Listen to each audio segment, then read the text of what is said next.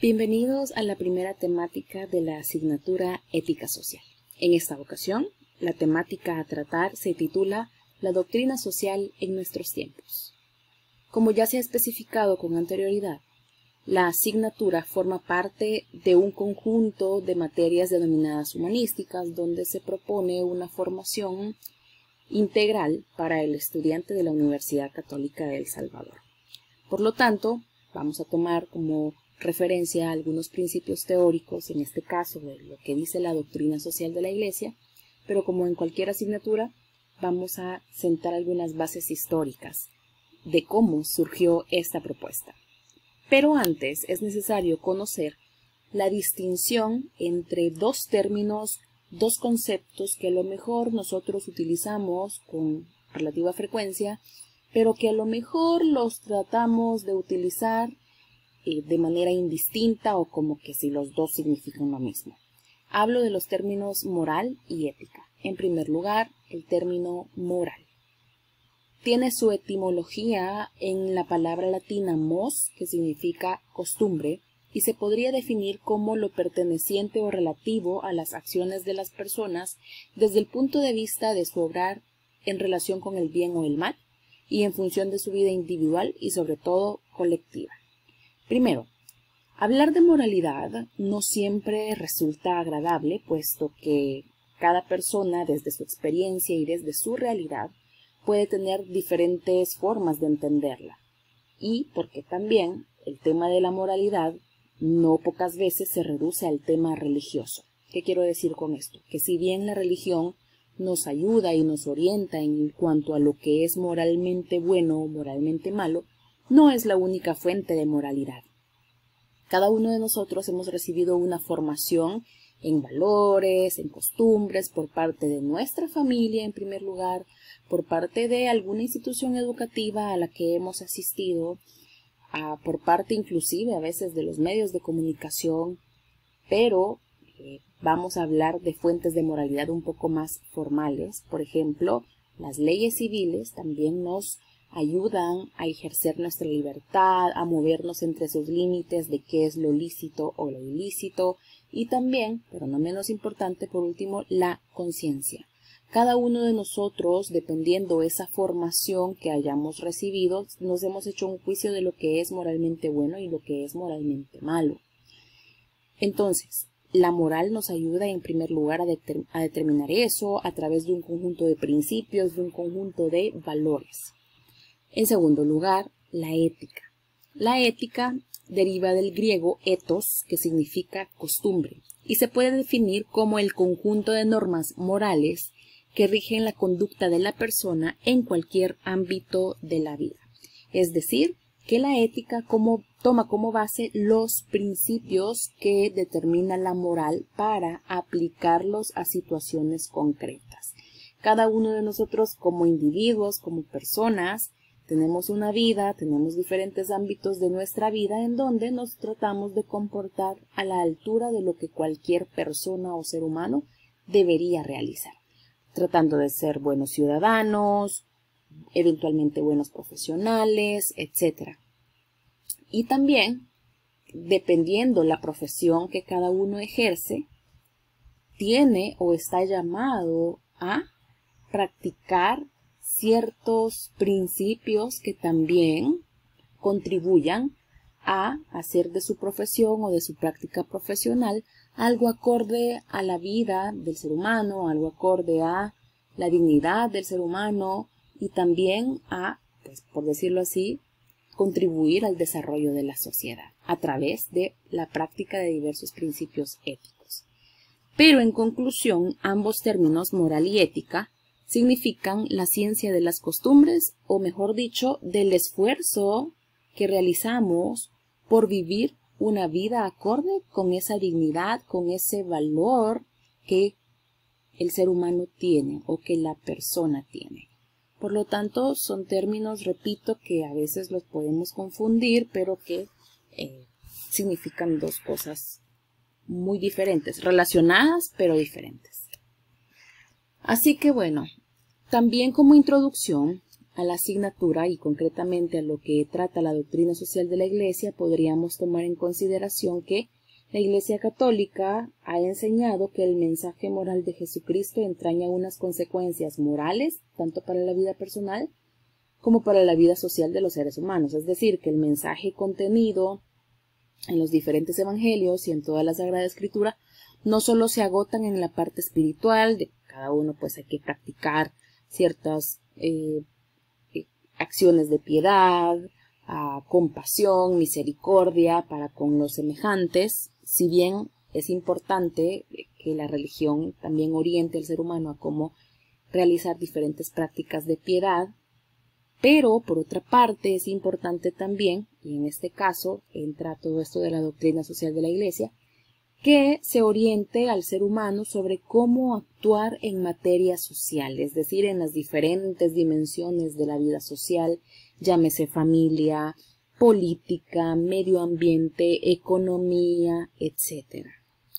Claro, puede que para muchas personas esto sea chocante y esto sea un poco como muy invasivo por parte de la Iglesia, que la Iglesia no tiene competencias políticas, que no le corresponde hacer esto, etc., o pronunciarse ante estas acciones.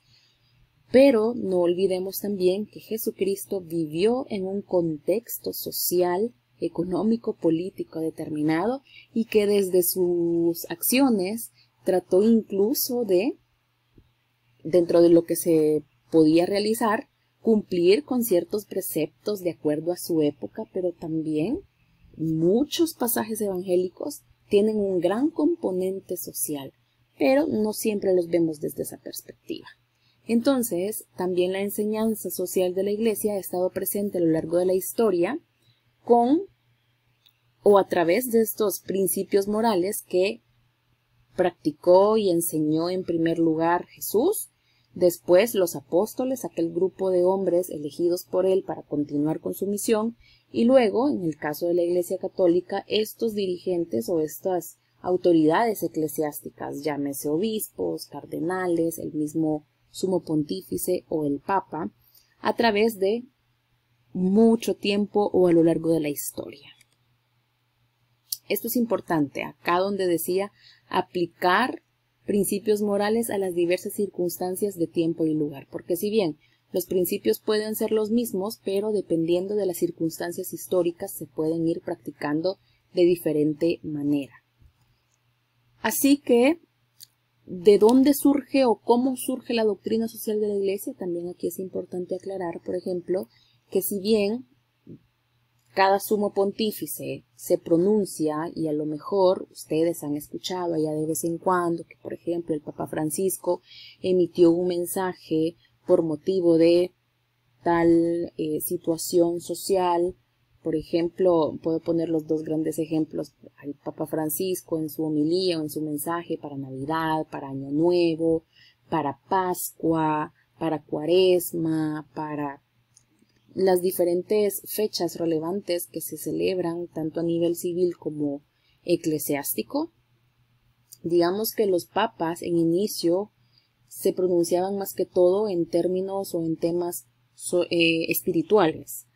pero menos quizá con menos frecuencia sobre temas sociales. Pero acá en el siglo XIX y estamos hablando en un contexto, por ejemplo, de una revolución industrial en donde hubo un cambio significativo en la forma de trabajar, y esto es importante destacarlo desde ya, que precisamente la Iglesia o la doctrina social de la Iglesia se empieza a armar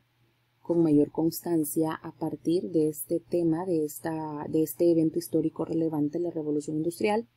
y de las diferentes injusticias que se fueron dando a raíz de ella. Así que este hecho es el que ayuda a configurar la forma en la que ahora entendemos la doctrina social de la Iglesia, o DSI, como también la iremos abreviando. Con la llamada Revolución Industrial se originaron grandes cambios sociales, crecimiento económico, que produjo una mayor riqueza, pero también se produjeron nuevas y extensas formas de pobreza, de explotación laboral, de condiciones laborales injustas, precarias, y es entonces en torno a la llamada cuestión obrera cuando se empiezan a formar el conjunto de enseñanzas que repito, entendemos ahora o conocemos ahora como doctrina social de la Iglesia. Pero bien, ¿qué es esto? ¿Qué es la doctrina social de la Iglesia? ¿Cómo la podríamos definir? Se podría definir como el conjunto de principios con fundamento teológico y filosófico que ordenan la conducta moral del hombre en sus relaciones con los demás hombres, es decir, en estas relaciones interpersonales que cada uno de nosotros tenemos en familia, en la comunidad, en el ámbito laboral, etc. Se basa en la revelación divina, es decir, todo aquello que muestran las Sagradas Escrituras, y la tradición, es decir, aquellas enseñanzas que se fueron transmitiendo oralmente de generación en generación, y también la doctrina social de la Iglesia toma como base las leyes de la naturaleza, pues dentro de lo que se pueda, y si no están en contradicción con la dignidad humana, también se toman en consideración a las leyes civiles. La doctrina social de la Iglesia pertenece al ámbito de la teología y más concretamente la teología moral, que nos ayuda a determinar la moralidad de las acciones humanas, el tema también de la conciencia, el uso de la libertad. Esto es muy importante. Como seres humanos somos libres e inteligentes y cada uno aplica o practica la libertad según sus posibilidades. También podríamos decir que la doctrina social de la Iglesia es un anuncio de fe que hace el magisterio a través de sus diferentes representantes ante las realidades sociales, ante las diferentes aristas que tiene la realidad social. Además, la doctrina social de la Iglesia cuenta con fuentes y contenidos. Como primer punto, las fuentes son la Sagrada Escritura, es decir, todo el mensaje contenido en la revelación, lo que podemos encontrar tanto en el Antiguo como en el Nuevo Testamento, y también, como segundo punto, dentro de los contenidos, o más bien, perdón, de las fuentes de la doctrina social de la Iglesia, está el tema de la tradición, es decir, todas aquellas enseñanzas transmitidas por los apóstoles y que aunque no estén en la Sagrada Escritura, sí la Iglesia Católica las determina como parte de la revelación o de aquel mensaje que Dios viene al encuentro del ser humano y le orienta, por decirlo así. Mientras que los contenidos se pueden clasificar en contenidos permanentes, en primer lugar, que están directamente vinculados con la revelación, es decir, todos aquellos principios que están contenidos en la Biblia y la tradición, y también, en segundo lugar, los contenidos cambiantes, que ya son aquellas situaciones concretas de la vida social ante las cuales se pueden practicar o se pueden aplicar esos contenidos permanentes. Así, también la doctrina social tiene o propone principios de reflexión, criterios de juicio y directrices para la acción. En primer lugar, los principios de reflexión señalan los principios básicos sobre los que ha de edificarse la vida social, es decir, son aquellas orientaciones generales que pueden ayudar a edificar una mejor sociedad. En segundo lugar, los criterios de juicio, que son aquellas valoraciones o aquellos,